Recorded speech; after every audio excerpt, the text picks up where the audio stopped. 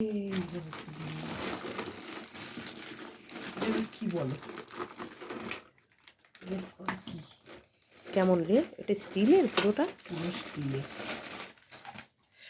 দেখেই তো আমি কিনেছি। এই বডি হয়ে যাবে না তো আবার ইলেকট্রিকের? ইয়ে করে করা। এই যে এটা হচ্ছে গোপালের মোমো কুকার। বাবা, এটা আবার মোমো বানানো যাবে? ইয়ে না না, মোমো বানানো যাবে না। ওই মোমো কুকার বলেই ওটা দিয়েছে। কিন্তু আরেকটা ঝুড়ি মতন প্লাস্টিকের ছিল।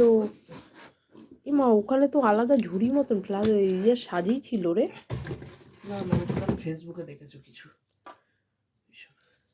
দেখি এটা কি করে কি করা যাবে। এই যে এটা অনেকটাই বড়। এই হয়ে গেল সেট। এইভাবে এটা ঘুরায় ঘুরায় সেট করতে হবে মনে হয়। এটা অনেকটাই বড় আছে জিনিসটা।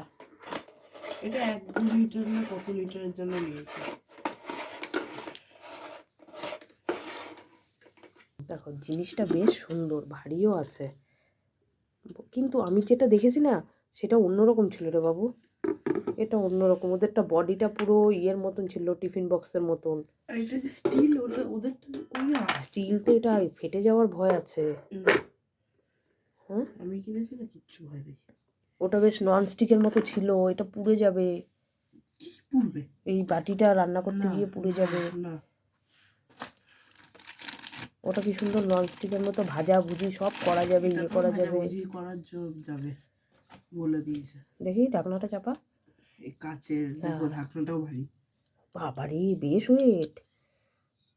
এই ঢাকনা চেপে গেল। এবার এইখানে আমাদের গোপাই শোনা পায়েস খাবে এটাতে। কে জানে এটা রান্না করবো কি করে, আমি তো চিন্তিত এবার। এটার ভাতের পায়েস হবে আমাদের গোপাই শোনা। না, আমি চালের জিনিস গোপালকে দিই না। ও, তাও তো একটা কথা।